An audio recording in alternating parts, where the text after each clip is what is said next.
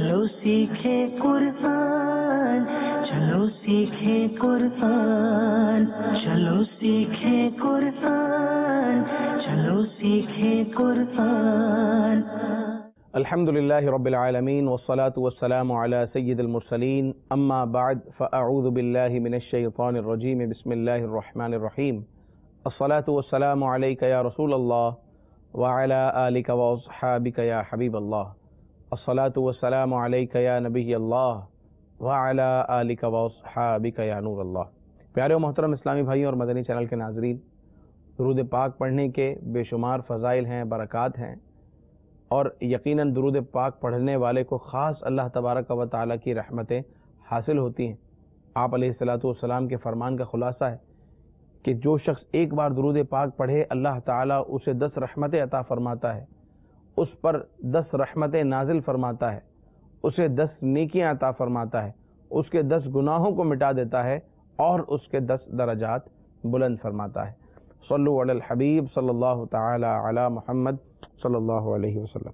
अल्हम्दुलिल्लाह अज़्ज़ा वजल सिलसिला फैज़ान इल्म कुरान के साथ हाजिर हैं और इस सिलसिले में कुरान मजीद फुरकान हमीद की चंद आयतों की तिलावत की जाती है, साथ ही उनके तलफ़्फ़ुज़ दुरुस्त करने के लिए मश्क की जाती है और उन्हीं आयात का तर्जमा वर्ड टू वर्ड ट्रांसलेशन हम करते हैं और खुशनसीब आशिकान रसूल उसे लिखते हैं। आप तमाम इस्लामी भाइयों से, इस्लामी बहनों से भी अर्ज़ है, मदनी चैनल के नाज़रीन से अर्ज़ है कि नोटबुक कलम लेकर इस सिलसिले में हाजिर हों और लिखते जाएं, जो जो सीखते जाएं उसे लिखते जाएं और अच्छी नीयतें भी कर लें सिलसिले की इब्तिदा के अंदर ही, क्योंकि नीयतुल मुमिनी खैरुम मिन अमलिही, मुसलमान की नीयत उसके अमल से बेहतर है। अमल तो है ही, लेकिन नीयत हो तो सवाब और मिलता है। तो नीयत हो कि अल्लाह तबारक व तआला की रज़ा हासिल करने के लिए अव्वल ता आखिर इस सिलसिले में शरीक रहूँगा, जो सीखूँगा उस पर अमल भी करूँगा।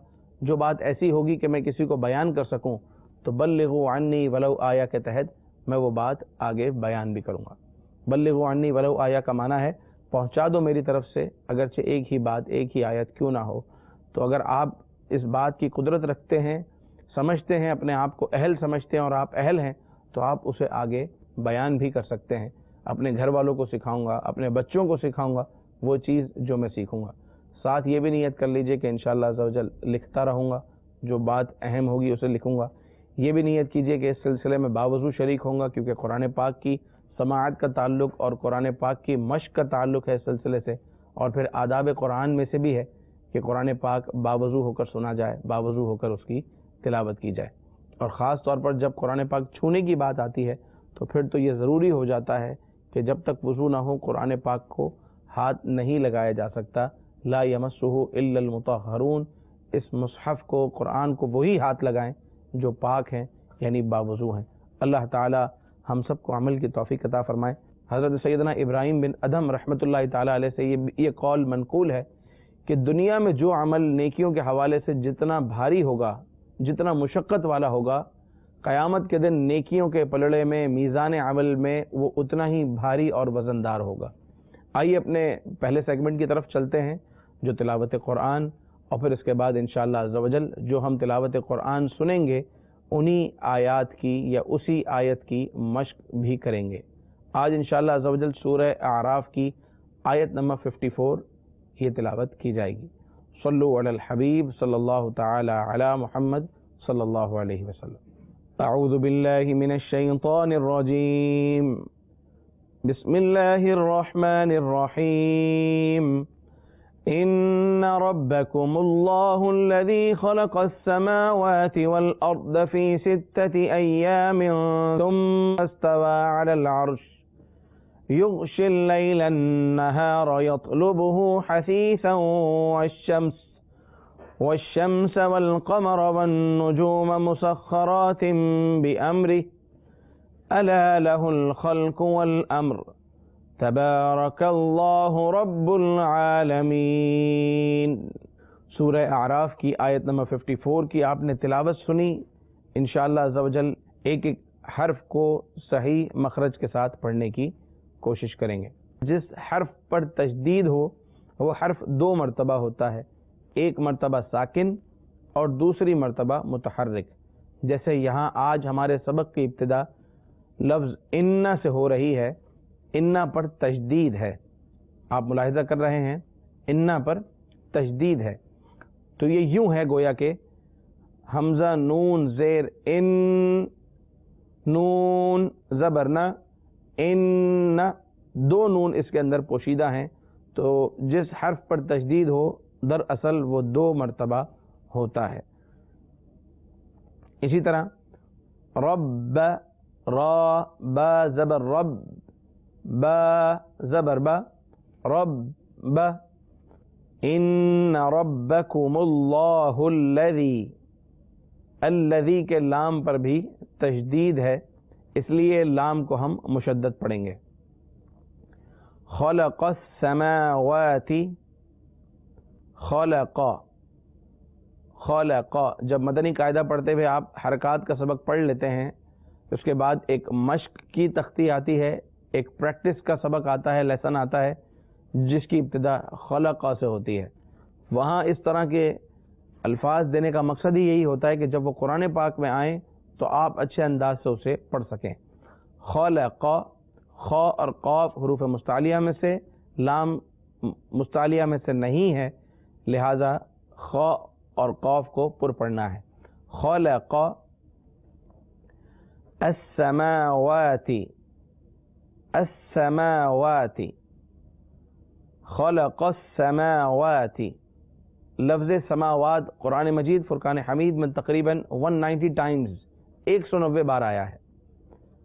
بہت سارے قرآن پاک کے ایسے الفاظ ہیں جو ریپیٹ ہو کر آتے ہیں، اگر ان کا تلفظ ایک مرتبہ اچھی طرح یاد کر لیا جائے تو جہاں جہاں وہ آئے گا وہاں آسانی ہوگی۔ اور ہمارے اس سلسلے کے ایک مقصد ہی یہی ہے کہ ہم مختلف آیات لیتے ہیں تاکہ وہ الفاظ آپ کو یاد ہو جائیں، اس کا تلفظ یاد ہو جائے، اور آپ جہاں بھی قرآن پاک کی تلاوت کریں اچھے انداز میں کر سکیں۔ تو سماوات یہ 190 ٹائمز آیا ہے، ایک بار اچھا پڑھ لیں انشاءاللہ ہر جگہ کام آئے گا۔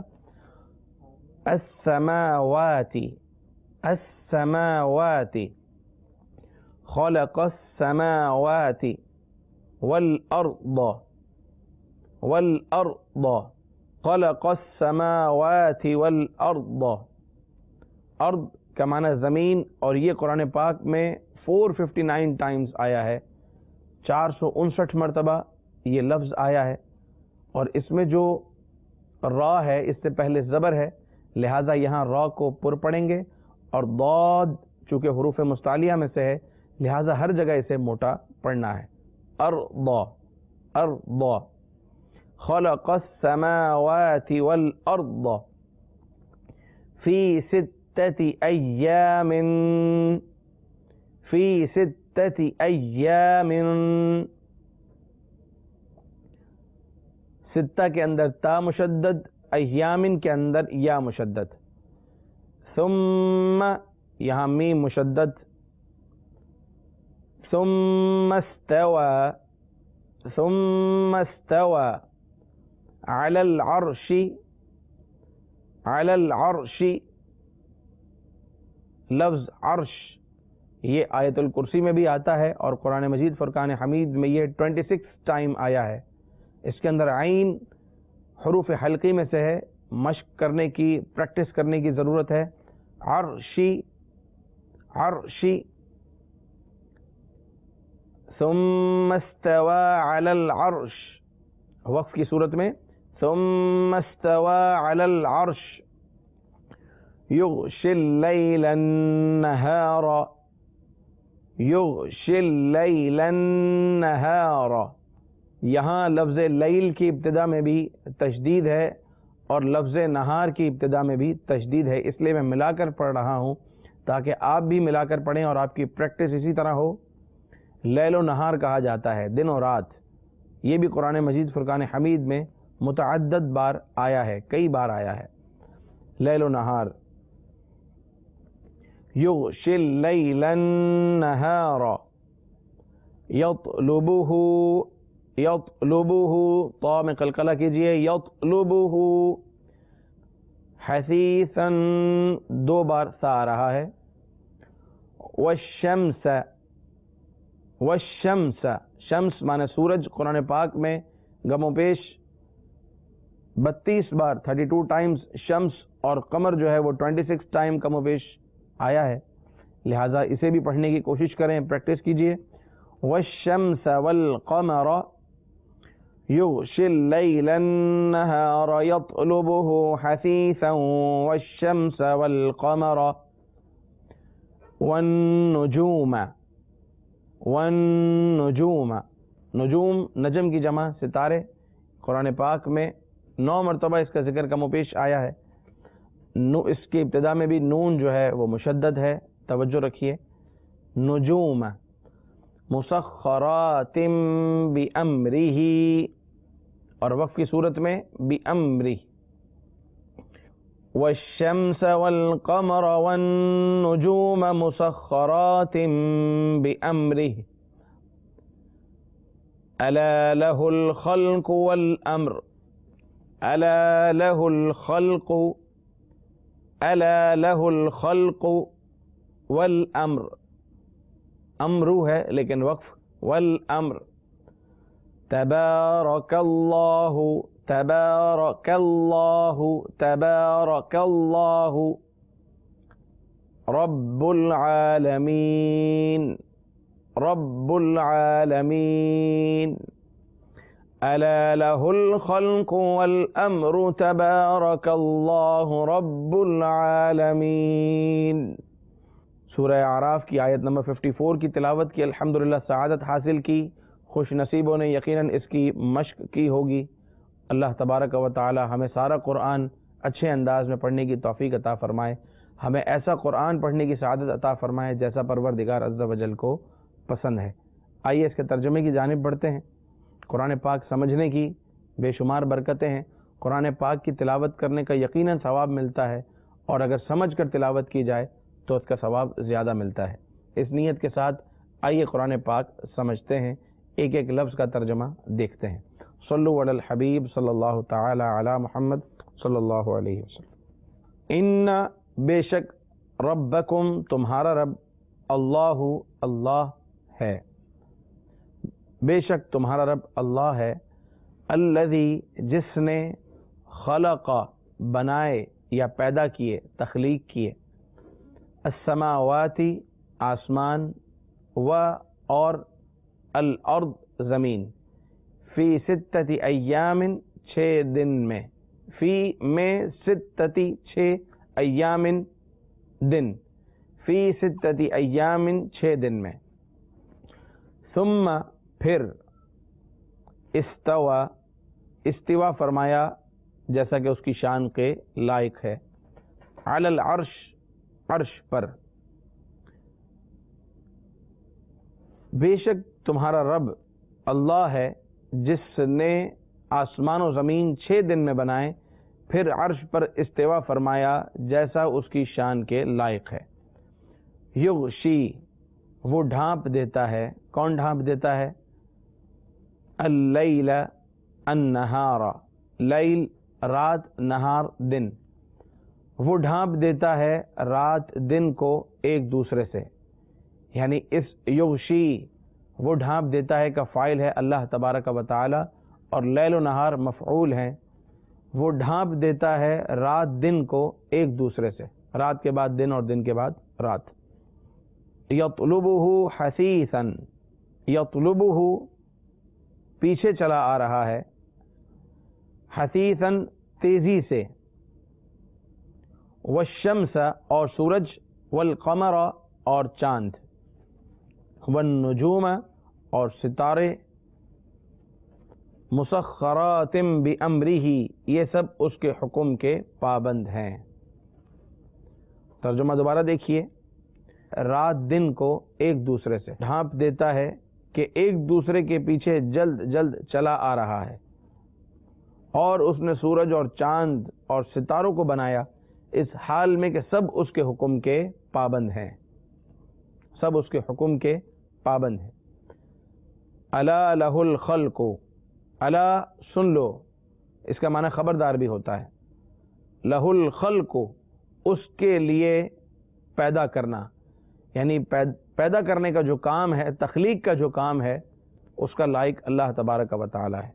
اسی کے لائق ہے پیدا کرنا، والامر اور حکم دینا، تبارک اللہ بڑی برکت والا ہے اللہ، رب العالمین جو تمام جہانوں کا رب ہے۔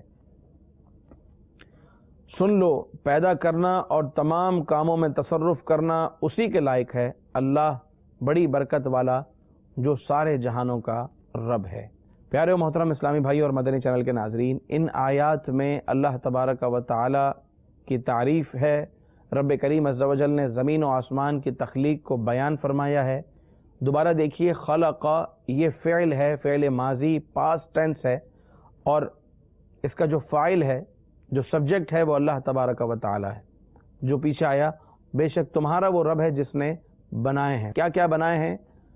اور یہ تمام چیزیں جو ہیں وہ مفعول بنیں گی۔ السماوات آسمان بنائے، الارض زمین بنائی، اتنے دنوں میں بنائی، پھر عرش پر استوا فرمایا جیسا کہ اس کی شان کے لائق ہے، پھر وہ ڈھانپ دیتا ہے رات اور دن ایک دوسرے سے، اور اس کی کیفیت کیا ہے اس کا بیان ہوا، اور اللہ تبارک و تعالی نے سورج اور چاند اور ستارے ان کے بارے میں بیان فرمایا، اور آخر میں یہ ارشاد ہوا کہ جو فعل تخلیق ہے، جو بنانا ہے، وہ اللہ تبارک و تعالی اس کا لائق ہے۔ اللہ تبارک و تعالی کا یہ اللہ تعالی کی یہ صفت ہے۔ اللہ تبارک و تعالی خالق ہے، بنانے والا ہے، پیدا کرنے والا ہے، اور یہ جو صفت خلق ہے اس کے لائق ہے۔ رب کریم عز و جل ہمیں اس کی ذات و صفات سمجھنے کی توفیق عطا فرمائے۔ سورہ اعراف کی آیت نمبر 54 کی تلاوت کے بعد ہم نے مشق کی اور الحمدللہ اس کا ترجمہ کیا اور سمجھنے کی کوشش کی ان آیات میں کس چیز کا بیان ہے، اور اس کے بعد اب وقت ہوتا ہے قرآنی واقعے کا۔ انشاءاللہ اگلا سیگمنٹ جو ہمارا قرآنی واقعے کے حوالے سے، اس میں ہم آپ کو ایک قرآن مجید فرقان حمید کا ایک منفرد واقعہ وہ انشاءاللہ بیان کریں گے۔ صلو علی الحبیب صلی اللہ تعالی علی محمد صلی اللہ علیہ وسلم۔ پیارے و محترم اسلامی بھائیوں اور مدنی چینل کے ناظرین، قرآن مجید فرقان حمید کی جو آیات ہیں 5 قسموں کی ہیں، جس میں سے ایک قسم ہے قصص کے متعلق، کہ قرآن پاک میں اللہ تبارک و تعالی نے پچھلی امتوں کے، پچھلی قوموں کے، پچھلے انبیاء کرام علیہم السلام کے بہت سے قصوں کو بیان فرمایا، اور اس کا مقصد تاکہ مسلمان یہ امت درس عبرت حاصل کرے اور ان گناہوں سے بچے جن گناہوں میں وہ لوگ مبتلا تھے، اور اپنے نبی کی فرما برداری کریں کیونکہ نافرمانی کی وجہ سے ان پر جس طرح کی تکالیف آئیں۔ سرکار دو عالم صلی اللہ تعالی علیہ وآلہ وسلم کا ہم پر احسان عظیم ہے، ان کا صدقہ ہے کہ وہ عذابات نہیں آتے جو پچھلی قوموں پر آیا کرتے تھے۔ ہم نے گزشتہ درس میں بھی سنا کہ کس طریقے سے حضرت لوط علیہ السلام کی قوم پر کیا ان کا گناہ تھا، اور اس قوم کے گناہ پر کیا عذاب نازل ہوا، ہم نے پچھلے درس میں سنا۔ آج کا جو واقعہ ہے اس کا تعلق حضرت سیدنا موسیٰ علیہ السلام سے ہے، اور حضرت سیدنا موسیٰ علیہ السلام کا ذکر قرآن مجید فرقان حمید میں کئی بار آیا ہے۔ چنانچہ ایک روایت کے مطابق حضرت موسیٰ علیہ السلام کا قرآن میں ذکر 129 ٹائمز 129 بار آیا ہے، اور موسیٰ علیہ السلام کے بہت سارے واقعات قرآن پاک میں ملتے ہیں۔ چند واقعات تو وہ ہیں جو ایک سے زائد بار بھی ہیں، ریپیٹ بھی ہوئے ہیں۔ بہرحال اس میں سے ایک واقعہ یہ بھی ہے کہ موسیٰ علیہ السلام کا ایک ہم نام شخص تھا، لیکن وہ بڑا بدبخت تھا۔ موسیٰ علیہ السلام نیک بخت، نام موسیٰ، اللہ کے نبی اور اللہ سے کلام کرنے والے، اور ایک اور موسیٰ تھا جسے لوگ سامری کہتے ہیں، وہ موسیٰ سامری تھا، اور عام طور پر سامری جادوگر کے نام سے بھی یہ مشہور ہے۔ تو یہ موسیٰ سامری، اسے ہم سامری کہیں گے تاکہ فرق رہے، موسیٰ کہیں گے اللہ کے نبی علیہ السلام کو، اور اسے ہم سامری کہیں گے اگرچہ اس کا نام موسیٰ ہے۔ ابتدا سے ہی یہ شخص بدبخت تھا، اس کی ماں نے بھی بددیانتی کی، اور جب اس کی پیدائش ہوئی تو اس کی ماں نے اپنے گھر والوں کے خوف سے اسے جو ہے وہ ایک پہاڑ کے غار میں چھپا دیا، یا پہاڑ کے غار میں جا کر چھوڑ آئی۔ حضرت جبریل امین علیہ السلام نے اس کی پرورش فرمائی۔ اللہ اکبر۔ رسولوں کے جو سردار ہیں فرشتوں میں جو رسولوں کے سردار ہیں حضرت جبریل علیہ السلام، انہوں نے اس کی سامری کی پرورش فرمائی۔ اپنی انگلی سے جو ہے اس سامری کو آپ دودھ پلایا کرتے تھے غار میں آ کے، دوسری طرف دیکھیں موسیٰ علیہ السلام تو ان کی پرورش فرعون کے گھر میں ہوئی. وہ ایک مشہور واقعہ ہے، انشاءاللہ ہم اپنے سلسلوں میں شامل کریں گے کہ ان کی ولادت کے بعد کس طریقے سے خوف و ہراس کی کیفیت تھی، اور ان کی والدہ نے انہیں ایک باکس میں ڈال کے، ایک تابوت میں ڈال کے نہروں کے حوالے کر دیا، اور پھر وہ نہر جو ہے وہ فرعون کے گھر تک پہنچی، اور فرعون کے گھر میں اللہ کے نبی موسیٰ علیہ السلام کی پرورش ہوئی. دوسرا ایک غار میں موسیٰ سامری کی پرورش ہوئی جو جبریل امین علیہ السلام کے ہاتھوں سے ہوئی، اور آپ اپنی انگلی سے اسے دودھ پلایا کرتے تھے. لیکن یہ تھا بدبخت، اس کی بدبختی کا یہ عالم تھا کہ یہ بڑا ہو کر، جوان ہو کر اس نے قوم کو شرک کی طرف اکسایا. جب حضرت سیدنا موسیٰ علیہ السلام اللہ تبارک و تعالی سے کلام کرنے کے لیے، بات چیت کرنے کے لیے کوہ طور پر تشریف لے گئے، کیونکہ آپ علیہ السلام کلیم اللہ ہیں. جب کوہ طور پر بات کرنے کے لیے گئے، وہاں اعتکاف کرنے کے لیے گئے 40 دن کے لیے، تو 40 دن کا ایک مارجن ملا اسے، اور سامری نے لوگوں سے سونا اور چاندی اور زیورات جمع کر کر ایک بچڑا بنا ڈالا. قرآن پاک میں اس کا متعدد جگہ ذکر آیا ہے. ایک بچڑا بنا لیا، اور اس کے پاس جبریل امین علیہ السلام کے گھوڑے کے قدموں کی خاک موجود تھی، اور اسے پتا تھا کہ اس خاک کا کیا اثر ہو سکتا ہے، لیکن اس نے اس کا نیگیٹو یوز کیا اور اس گھوڑے کے قدموں کی خاک کو لے کر بچڑے کے منہ میں ڈالا. اس کا ثمرہ یہ ہوا کہ وہ بچڑا بولنے لگا، اس میں سے آواز آنے لگی. جب لوگوں نے دیکھا کہ سونے اور چاندی کا بنا ہوا بچڑا وہ کلام بھی کر رہا ہے، ایک تو مال کی طرف ویسے ہی رغبت سونے اور چاندی کا بھی ہے اور کلام بھی کر رہا ہے، تو لوگوں نے اسے معاذ اللہ خدا سمجھ لیا اور اس کے آگے سجدہ کرنا شروع کر دیا. یہاں یہ شرک کی وادیوں میں گھومنا شروع ہو گئے. جبکہ موسیٰ علیہ السلام جب اپنے 40 روز کی تکمیل کے بعد قوم میں تشریف لائے اور انہیں ایک بچڑے کی عبادت کرتے ہوئے اس کے آگے سر بسجود ہوتے ہوئے دیکھا تو بہت غضبناک ہوئے، ناراض ہوئے، اور اپنے بھائی پر ہوئے کہ میں نہیں تھا تو تم نے میرے پیچھے قوم کو کیوں منع نہ کیا. اور انہوں نے عذر پیش کیا کہ میری باتوں میں یہ کہاں یہ قوم آتی ہے، میں نے تو منع کیا لیکن یہ کہاں سنتی ہے. آپ نے معذرت قبول کی اور ان کے لیے بھی اللہ تبارک و تعالی سے مغفرت کی دعا کی، اور آخر کار موسیٰ علیہ السلام کا تھا تو جلال اور روب بھی تھا، آپ نے اس بچڑے کو توڑ دیا اور توڑ کر جو ہے وہ بہا دیا، پانی میں بہا دیا، اور یوں اس بچڑے کا سلسلہ ختم ہوا. لیکن بات یہ ہے کہ جب حضرت موسیٰ علیہ السلام کوہ طور پر گئے تو 12,000 آدمیوں کے علاوہ باقی سب کے سب لوگوں نے جو ہے اس کے آگے سجدہ کر لیا، جیسا کہ روایتوں میں بیان ہوا ہے. پھر جن لوگوں نے سجدہ کیا تھا، جنہوں نے شرک کیا تھا، ان کی معافی کی کیا صورت ہوئی، اس کے بھی واقعات قرآن پاک میں موجود ہیں. کیونکہ یاد رکھیے موسیٰ علیہ السلام کے دین میں کچھ ایسی چیزیں تھیں جو آج ہمارے دین میں نہیں ہیں. اگر عیسیٰ علیہ السلام کے دین کی طرف نظر کرتے ہیں تو اس میں کچھ آسانیاں اور سہولتیں نظر آتی ہیں. موسیٰ علیہ السلام کے دین کی طرف نظر کرتے ہیں تو اس میں کچھ اضافی چیزیں، کچھ سختیاں نظر آتی ہیں، مشقتیں نظر آتی ہیں. اور سرکار دو عالم صلی اللہ تعالی علیہ وآلہ وسلم کا دین محمدی صلی اللہ علیہ وسلم اتنا خوبصورت دین ہے کہ نہ اس میں افراط ہے، نہ تفرید ہے، نہ زیادتی ہے، نہ کمی ہے، اور یہ دین فطرت ہے، دین اسلام. اللہ تعالیٰ اس کی چاشنی ہمیں نصیب فرمائے. اس واقعے سے درس عبرت حاصل ہوتے ہیں.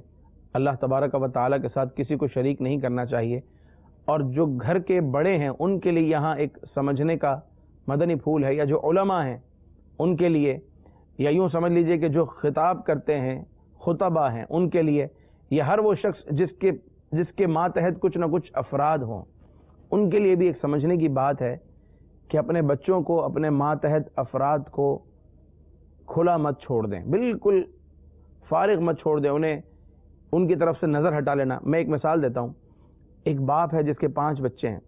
باپ کی نظر ہونی چاہیے اپنے بچوں پر کہ میرے بچے کیا کرتے ہیں. مثال کے طور پر اگر الیکٹرانک ڈیوائس یوز کرتے ہیں تو اس کا کیا یوز کرتے ہیں، اگر وہ کوئی چینل دیکھتے ہیں تو کیا دیکھتے ہیں، وہ پڑھتے ہیں تو کیا پڑھتے ہیں، سنتے ہیں تو کیا سنتے ہیں. نظر ہونی چاہیے باپ کی. اور اگر باپ اپنی اولاد سے نظر ہٹا لے تو اندیشہ ہوتا ہے کہ وہ صحیح خط پر نہ رہیں اور بری راہ کی طرف چلے جائیں. تو پیارے و محترم اسلامی بھائیوں اور مدنی چینل کے ناظرین، قرآن مجید فرقان حمید کے قصص سے اللہ تبارک و تعالی ہمیں درس عبرت حاصل کرنے کی توفیق عطا فرمائیں اور ادب قرآن بھی ہمیں نصیب فرمائیں. قرآن پاک کے آداب بے شمار ہیں.